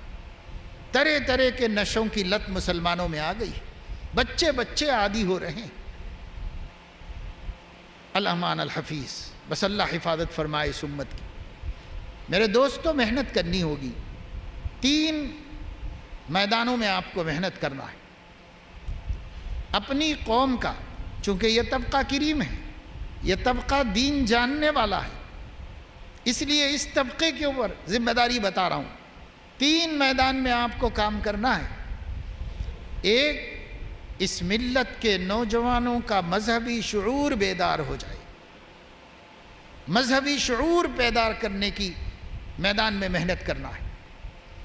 دین کا پتہ چلے، عقیدے صحیح ہو جائیں، گمراہوں سے بچ جائیں، گمراہوں کی پہچان ان کو ہو جائے، اذان سنتے ہی مسجد کی طرف لپکنے والے بن جائیں، اور روزے سے محبت ہو جائے، انفاق اور خیرات اور صدقات کا مزہ لگ جائے، قرآن پڑھنا سیکھیں اور قرآن مجید پر پڑھنے کا پابندی کریں اور قرآن کو سمجھیں اور قرآن پر عمل کریں. یہ شعور بیدار ہو جائے ہماری قوم کے اندر. ہماری قوم میں اللہ کو یاد رکھنے اور ذکر کرنے کا شعور بیدار ہو جائے. ہماری قوم کے اندر درود شریف کی کثرت کا شعور بیدار ہو جائے. ہماری قوم میں امر بالمعروف نہی عن المنکر کا شعور بیدار ہو جائے. ہماری قوم میں کسب حلال کا شعور بیدار ہو جائے. یہ سب مذہبی شعور بیدار کرنا ہے. یہ قوم کا مذہبی شعور جگانا. بیکار مت رہو، یا پڑھو یا ہنر سیکھو یا کماؤ. خالی مسلمان نہیں رہتا. مسلمان کے پاس ٹائم نہیں ہے خالی رہنے کے لیے. مسلمان ایک ایک لمحے کو کام میں لگاتا ہے، یا دنیا درست کرتا ہے یا آخرت کو بناتا ہے. یہ زندگی بیکار گزارنے کے لیے نہیں. اس زندگی کے ایک ایک سیکنڈ کا اللہ حساب لینے والا ہے قیامت میں. اس جوانی کے ایک ایک منٹ کا اللہ حساب لینے والا ہے. اللہ کو حساب دینا ہے. یہ یوں ہی گنوانے کے واسطے نہیں ہے، یہ برباد کرنے کے لیے نہیں ہے. زندگی کھلونے سمجھ کر ہمیں برباد نہ کرنا. ہم بھی کسی کے بنائے ہوئے ہیں، ہمیں ہمارے رب نے بنایا. اور غالب نے دھوکہ دیا تھا. شاعر لوگوں کا کام ایسے ہی خیالات میں کھویا رہا. غالب نے اپنے شعر سے دھوکہ دیا تھا اور یوں کہا کہ میں خود آیا نہیں، لایا گیا ہوں، کھلونے دے کے بہلایا گیا. یعنی عورت کا کھلونا، دولت کا کھلونا، شراب کا کھلونا، خواہشات کا کھلونا، باغات کا، جائیداد کا، جاگیر، اس سب کو کھلونے کہا. دنیا کی نعمتوں کو کھلونے کہا. میں خود آیا نہیں، لایا گیا ہوں اور کھلونے دے کے بہلایا گیا ہوں. تو ایک اللہ والے جن کے سینے میں درد مند دل تھا، انہوں نے کہا کہ یہ بات صحیح نہیں ہے. صحیح بات میں کہتا ہوں کہ میں خود آیا نہیں ہوں، لایا گیا ہوں. یہاں تک تو ٹھیک ہے، لیکن اگلا مصرع غلط ہے. محبت دے کے تڑپایا گیا. اللہ نے اس دنیا میں ہمیں اپنی اور اپنے حبیب کی محبت دے کے ایک تڑپتا ہوا وجود بنا دیا ہے. ہر وقت تڑپتا. کیسے؟ کمپاس کے اندر جو سوئی ہے وہ کیسے تڑپ رہی ہے؟ کیوں؟ اس لیے کہ اس سوئی کے کونے میں تھوڑی سی مقناطیس لگی ہوئی ہے اور وہ مقناطیس کے خزانے کی طرف بھاگ رہی ہے. ایسے ہلتی رہتی تڑپتی رہتی ہے. سوئی تڑپتی رہتی ہے. کب صحیح ہوتی ہے؟ سکون پاتی ہے جب اس کا رخ اس کے قبلہ کی طرف ہو جاتا ہے، تب وہ سکون پا جاتی ہے. ایسے ہی مومن اس دنیا میں تڑپتا رہتا ہے. جب اس کو پتہ چلے کہ اللہ خوش ہو گئے تو سکون پاتا ہے، اور جب اس کو پتہ چلتا ہے کہ اللہ ناراض تو بے سکون ہو جاتا ہے، تڑپنے لگتا ہے. تو میں خود آیا نہیں، لایا گیا ہوں، محبت دے کے تڑپایا گیا ہوں. اسی غم میں جینا ہے اور اسی غم میں مرنا ہے کہ ہمارے اللہ، ہمارے نبی ہم سے خفا نہ ہوں. جب ہم ان سے ملیں تو وہ ہم سے خوش ہو. ہاں یہ میرا امتی ہے، یہ میرا بندہ ہے، اللہ مل کے خوش ہوں. ایسی زندگی گزارنے کے غم میں جینے کا نام اسلام ہے. اللہ خفا نہ ہو جائے، نبی خفا نہ ہو جائے. ہر وقت یہی فکر، ہر وقت یہی غم ہمارے اوپر سوار ہو. اس کو کہتے ہیں مذہبی شعور بیدار کرنا. مسلم امہ کے مردوں میں اور عورتوں میں مذہبی شعور بیدار کرنا، اور نمبر 2 مسلمانوں کے اندر سماجی شعور بیدار کرنا۔ سماجی شعور آج ہم لوگوں کو جینا بھی نہیں آ رہا ہے کہ کیسے ہم جئیں۔ سماج سوسائٹی کو کہتے ہیں، مل جل کے رہنے کا نام سماج ہے، اس کو سوسائٹی کہتے ہیں، اس کو معاشرہ کہتے ہیں، اسی کو عربی میں مجتمع کہتے ہیں۔ اس کا شعور دینا، ایک آدمی 4 لوگوں کے ساتھ جی رہا ہے تو اسے کیسے جینا چاہیے، مہذب زندگی کس کو کہتے ہیں، ہمارے نبی نے کس طرح جینا سکھایا ہے، ہمارے نبی لوگوں کے ساتھ کیسے رہتے تھے، ہمارے نبی ایک دوسرے کا احترام کیسے کرتے تھے، ہمارے نبی دلوں کو کینے سے اور کدورت سے خالی رکھنا کیسے سکھاتے تھے، کس طرح رشتہ داروں میں رہنا چاہیے اور کس طرح محلے والوں میں رہنا چاہیے، اور کیسے اپنے مسجدوں میں آنا جانا چاہیے، کاروبار کیسے کرنا چاہیے، یہ سماجی شعور ہے۔ ہمیں سماجی شعور پیدا کرنے کی ضرورت ہے۔ مسلمان اس لائن سے بھی بہت ہی جاہل ہو گیا ہے، اس لیے سماجی شعور پیدا کرو تاکہ اپنے سماج میں سکون رہے، اپنے سماج میں محبتیں رہیں، اپنے سماج میں ایک دوسرے کو دیکھ کے منہ پھیرنے کے بجائے ایک دوسرے کو دیکھ کے مسکرا سکیں، ایک دوسرے کو دیکھ کر دل خوش کر سکیں۔ یہ سماج میں بڑی کمی ہو گئی ہے اور اس دین کے پہلو سے ہم نے بہت بڑی خیانت کی ہے۔ اس لیے مسلمانوں میں سماجی شعور بیدار کرنا ہے۔ اور نمبر 3 مسلمانوں کے اندر سیاسی شعور بھی بیدار کرنا ہے۔ بہت زمانہ ہو گیا ہم لوگوں نے سماجی خدمتوں کو اور سیاسی خدمتوں کو دین کے باہر کر دیا ہے، اور اس کو دین کے باہر کر دینے کی وجہ سے آج سیاسی ظلموں کو جھیلنے پر مجبور ہو گئے۔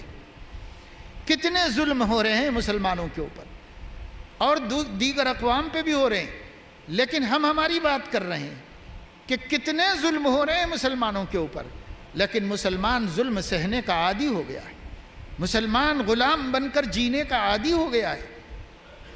یہ مسلمان کو بالکل فکر نہیں رہی کہ بھائی ہم بھی کچھ ہیں، ہم بھی ایک انسان ہیں، ہم بھی اس ملک کے شہری ہیں، ہمارا بھی کوئی حق بنتا ہے اور اس کے لیے ہمیں بھی کچھ کرنا چاہیے۔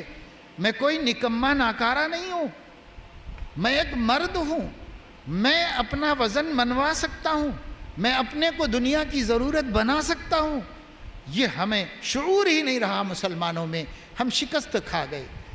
یا تو مسلمان ایسے کام کر رہے ہیں جس کا نقصان الٹا انہی کو ہونے والا ہے، یا مسلمان مایوس ہو کے بیٹھ گئے ہیں، ارے بھائی اب کیا کرتے، اب تو ایسی حکومت آ گئی، اب کیا کر سکتے ہم، اب ہمارے لیے کچھ بھی نہیں ہے بھائی، ہمارا گیا زمانہ، ہمارا دور نکل گیا، اب جو بولے سن لو، اب جو بولے کر لو۔ ایسا خیال بن رہا ہے کچھ نوجوانوں کا، اور کچھ نوجوانوں کا خیال یہ بن رہا ہے کہ مارنا چاہیے، مرنا چاہیے، لڑنا چاہیے، یہ خیال بن رہا ہے۔ دونوں خیالات ہمارے لیے خودکشی کے مترادف ہیں۔ اس ملت کو زندہ رکھنا ہے، اس ملت کو عزت سے دیکھنا ہے، اس ملت کو سربلند رکھ کر جینا ہے، اس ملک کے اندر جینا ہے اور عزت سے جینا ہے، دین کے ساتھ جینا ہے، ایمان کے ساتھ جینا ہے، تو قوم کے اندر سیاسی شعور پیدا کرنا پڑے گا، قوم کو ان کا مقام بتانا پڑے گا، قوم کو ان کے حقوق سے واقف کرنا پڑے گا۔ لیکن ہم نے ان سب کاموں کو دین کے خلاف سمجھ کے چھوڑ دیا ہے۔ اس کا نتیجہ یہ ہو رہا ہے جو بھگت رہے، اور ابھی بھی ایسا سلسلہ چلتا رہے گا تو یاد رکھو ایک عمر ہندوستان کے اور اس ریاست کے مسلمانوں کے ساتھ گزارنے کے بعد میں آپ سے کہنا چاہتا ہوں کہ اگر یہی حال غفلت کا رہا تو آنے والے زمانے میں اور بری طریقے سے کچلے جاؤ گے، دبائے جاؤ گے، اور پھر سنبھلنا مشکل ہو جائے۔ اس لیے اب ٹائم ہے، سنبھلو، نہ مایوسی کے شکار ہونا ہے، نہ نادانی کی حرکتیں کرنا ہے، بلکہ اپنا وزن بتانا ہے، اپنی ضرورت سے سمجھانا ہے، اور اپنے آپ کو دنیا کے لیے خیر خواہ بنانا ہے اور دنیا کا ہمدرد بنانا ہے۔ یہ کرو، کر کے دیکھو، انشاءاللہ ہر طاقت جھکے گی، اور انشاءاللہ ہر برا چاہنے والے کا سر نگوں ہوگا، شرمندہ ہوگا، لیکن برا نہیں کر سکے گا مسلمانوں کا، بشرطے کہ ہمارے شعور صحیح ہوں، ہمارا علم صحیح ہو، ہماری جانکاری صحیح ہو، ہماری اپنی مصروفیات اچھی ہوں، ہماری زندگی ہمارے زندہ ہونے کی علامت بن گئی ہو۔ مردوں کی طرح پڑے رہنا کوئی ہماری کامیابی نہیں ہے اور ہماری سرگرمی کا کوئی ذریعہ نہیں۔ اس لیے ہم آپ سے اس آخری خطاب میں یہ کہنا چاہ رہے ہیں کہ جو کچھ آپ نے کل سے سنا ہے اس سے آپ کو فرقوں کا تعارف ہو گیا ہے، کون کون ایمان کے ڈاکو گھوم پھر رہے ہیں اور لوگوں کا ایمان خراب کرنے کی سازشیں رچ رہے ہیں، ان کا کچھ تعارف ہو گیا ہے۔ انشاءاللہ اس تعارف کی برکت سے آپ آسانی تو کسی کے چکر میں نہیں آئیں گے، لیکن اس کا طریقہ قرآن نے سکھایا ہے، وہ آپ کو معلوم رہنا چاہیے۔ وہ یہ کہ کسی بھی آدمی سے دین مت سیکھو، دین علماء سے سیکھو۔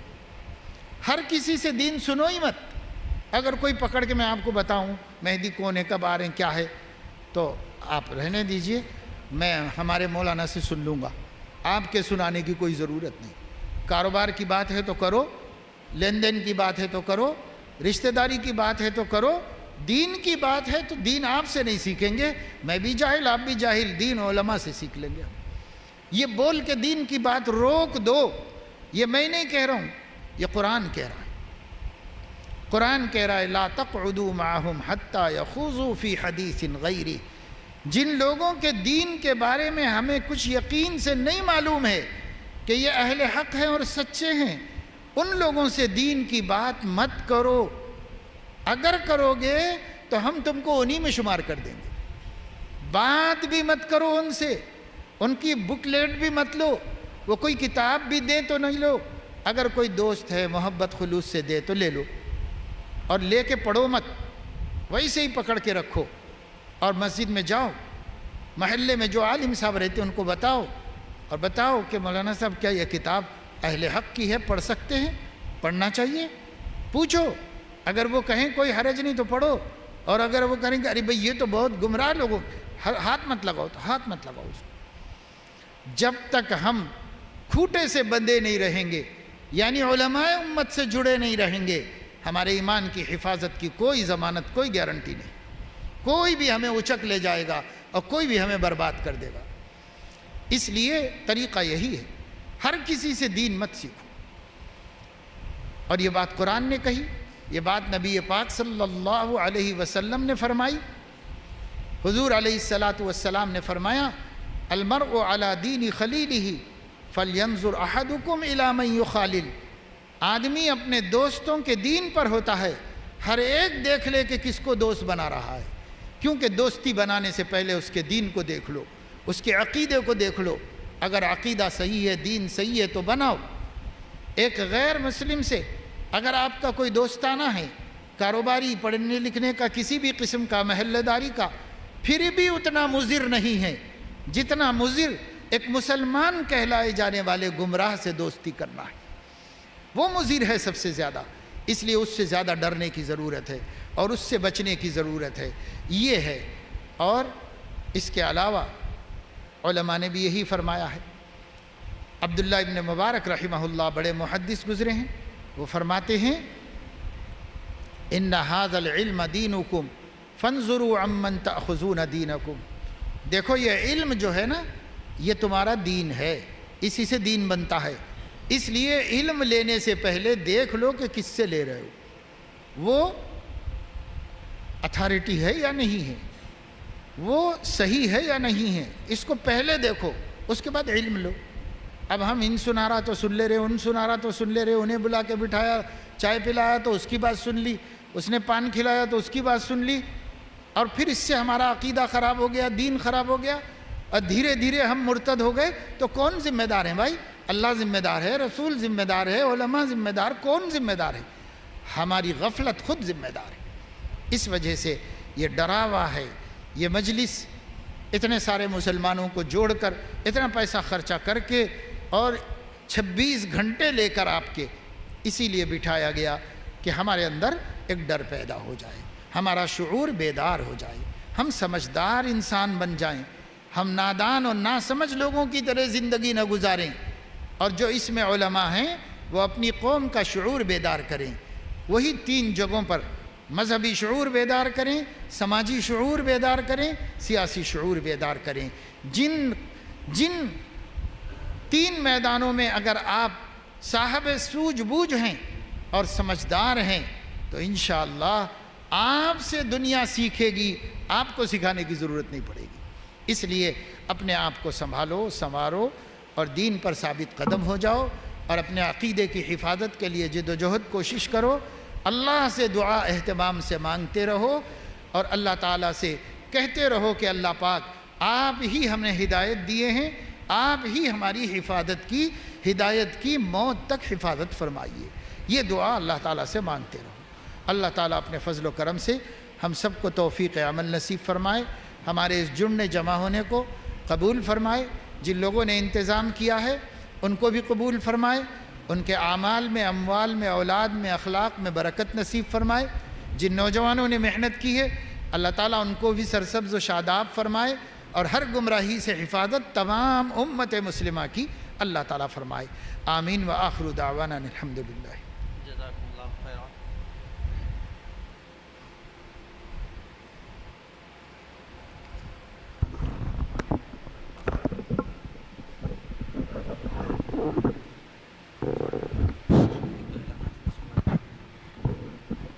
جزاکم اللہ خیرا۔ اللہ حضرت کو جزائے خیر عطا فرمائے کہ طبیعت کی ناسازگی کے باوجود بھی اپنا قیمتی وقت ہمیں عنایت فرمایا۔ جو باتیں ہم نے سنی ہیں اس پر عمل کرنے کی توفیق نصیب فرمائے۔ 2-3 اعلانات ہیں، اس کے بعد انشاءاللہ اجلاس کا اختتام ہوگا اور دعا ہوگی۔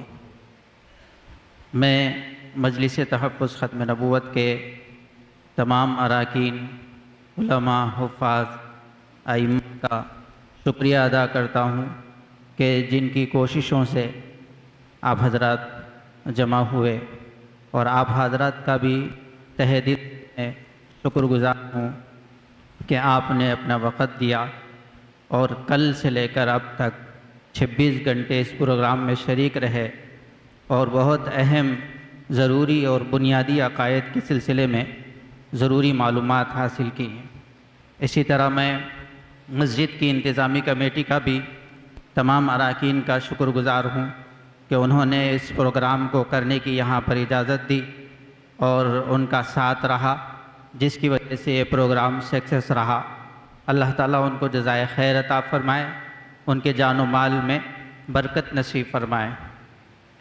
اسی طرح جو مہمانان خصوصی کل سے لے کر آج تک ہمارے چھوٹی سی دعوت پر، بلانے پر یہاں تشریف لائے اور بہت سی قیمتی معلومات ہم سب کو فراہم کی، اللہ تعالیٰ انہیں بھی جزائے خیر عطا فرمائے۔ ابھی اذان ہوگی 8:10 پہ، اور اس کے بعد جو ہے آپ ضروریات سے فارغ ہوں اور نماز 8:30 بجے ادا کی جائے گی، اور تمام حضرات کے لیے نماز کے بعد کھانے کا انتظام بھی کیا گیا ہے۔ تمام حضرات کھانے سے فارغ ہو کر جائیں۔ اور ایک ضروری اعلان یہ ہے، 5 اکتوبر مسجد رحیم النساء گنڈی میسمہ میں ایک اجلاس عام ہے، مدارس اسلامیہ کی اہمیت کے عنوان پر مفتی احمد اللہ نثار صاحب کا بیان ہوگا۔ اس اجلاس میں بھی آپ حضرات سے شرکت کی گزارش ہے۔ ابھی حضرت کی دعا ہوگی، اس کے بعد اختتام اجلاس کا۔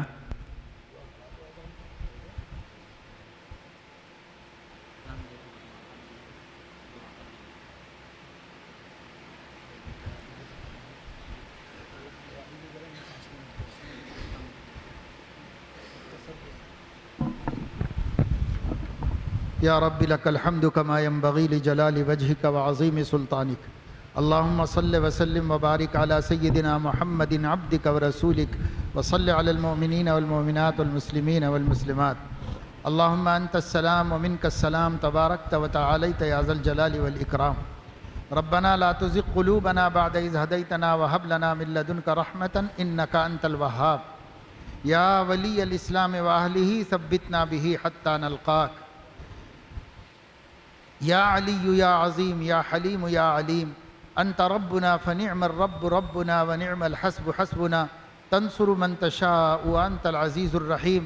فانصرنا فإنك خير الناصرين وارحمنا فإنك خير الراحمين وارزقنا فإنك خير الرازقين واغفر لنا فإنك خير الغافرين واهدنا ونجنا برحمتك من القوم الكافرين اللهم أرنا الحق حقا وارزقنا اتباعه وأرنا الباطل باطلا وارزقنا اجتنابه۔ اللہ پاک اپنے کرم سے ہمارے گناہوں کو معاف فرما، ہماری غفلتوں کو معاف فرما، بے فکری و بے احساسی کو معاف فرما۔ جو زندگی باقی ہے دینی اور مذہبی اور سیاسی اور سماجی شعور کے ساتھ جینے کی توفیق عطا فرما۔ اے مولا کریم، کرم کا، رحم کا، عفو کا، عافیت کا معاملہ فرما۔ اے مولا اپنے فضل سے حاضرین کے جملہ مقاصد حسنہ کی تکمیل فرما، جملہ پریشانیوں کو دور فرما۔ وصلی اللہ تعالی علی خیر خلقہ سیدنا و حبیبنا محمد وعلی آلہ و اہل بیتہ و صحبہ اجمعین۔ سبحان ربک رب العزت عما یصفون، سلام علی المرسلین والحمد للہ رب العالمین۔